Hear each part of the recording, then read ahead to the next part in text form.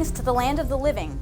This is Hannah J with RealEstateSIMY.com, and we're super excited to take you on a tour of the top 10 haunted places on Staten Island. These 10 sites within the borough are shrouded in mystery. The stories we're about to tell you are grim and at times graphic, so keep your wits about you and watch your back. To start things off, we won't disappoint. One of the scariest places on Staten Island is the Kreisher Mansion. Sitting on top of a hill in the Charleston neighborhood, the well-preserved manor once belonged to wealthy brick manufacturer Balthazar Kreischer, who gifted the home to his son Edward. In 1895, Edward committed suicide shortly after the factory burned down and the family's fortune dwindled away. Staten Island residents have claimed to spot Edward and his wife's ghosts walking around the grounds and have also heard wails coming from the house. In 2005, the home's caretaker got mixed up with the mob and was convicted of stabbing Robert McKelvey to death, drowning him in the pool and disposing of his body parts in the basement's furnace. Our next haunted place is a local legend that may be familiar to many of you already. The New York farm colony spans many acres of decrepit, graffiti-covered buildings in the Seaview neighborhood. Over 200 years old, the grounds surrounding Brielle Avenue and Walcott Avenue were once an insane asylum and hospital for the poor. They have been abandoned since 1975, only accompanied by the haunting stories and break-ins from local youth. Built in 1813, the residents were forced to work on the farm grounds to pay for boarding. Today, employees at nearby Seaview Hospital have claimed they still see deceased patients wandering the hallways and staircases. The underground tunnels lie abandoned and still contain artifacts. Next is a place that's even more prominent in the public eye. The goings-on at the Willowbrook State School became national news following a 1972 expose on the horrors that occurred there. The largest state-owned mental institution for children in the entire country, the buildings were only built to house a maximum of 4,000 occupants, which grew to over 6,000. With a ratio of about 1 staff member to 40 severely mentally disabled children, the kids lived in filthy conditions where diseases like hepatitis spread rampantly.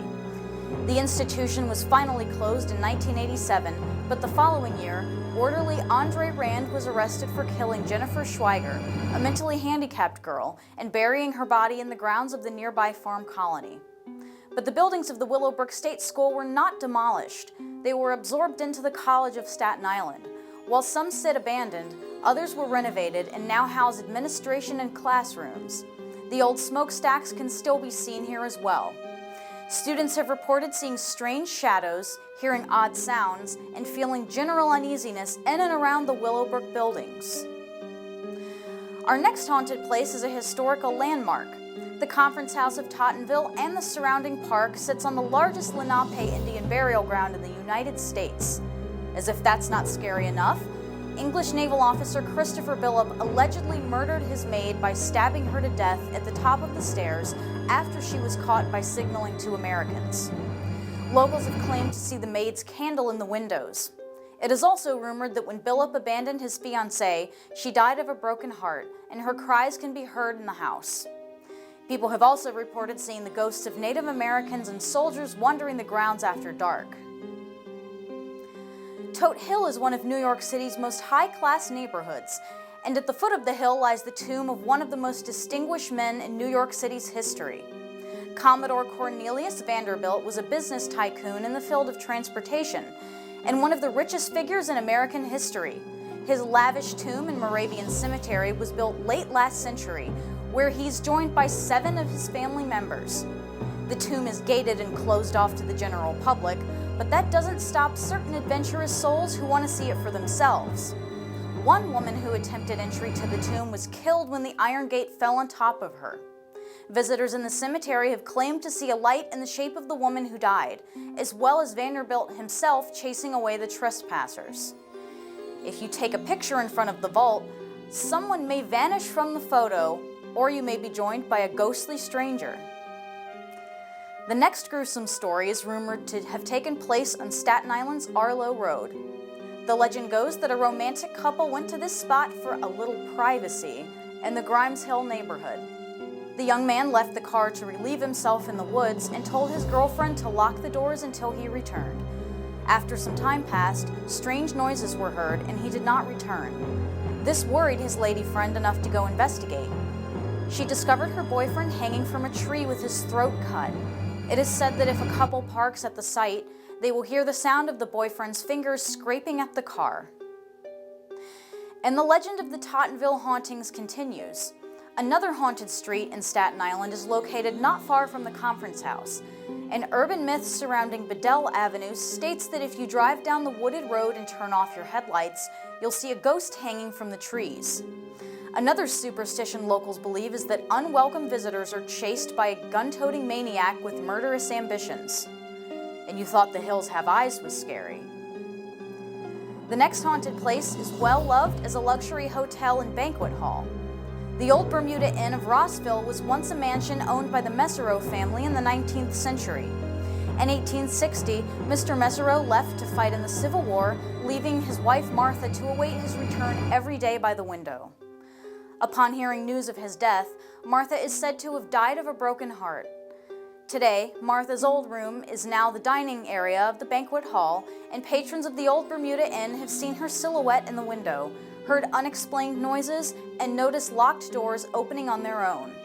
Martha's portrait still hangs in the halls, singed by fire after it was torched without a known culprit. Some people believe this happened because Martha did not take kindly to the transformation of the manor into the Old Bermuda Inn. This one will undoubtedly be familiar to Staten Islanders. Clear Comfort, also known as the Alice Austen House, had other tenants before the famous photographer. A woman lived here during the Revolutionary War who was admired by a British military officer. When the officer's affections were not returned, he allegedly hung himself in the house, which is now haunted by his ghost.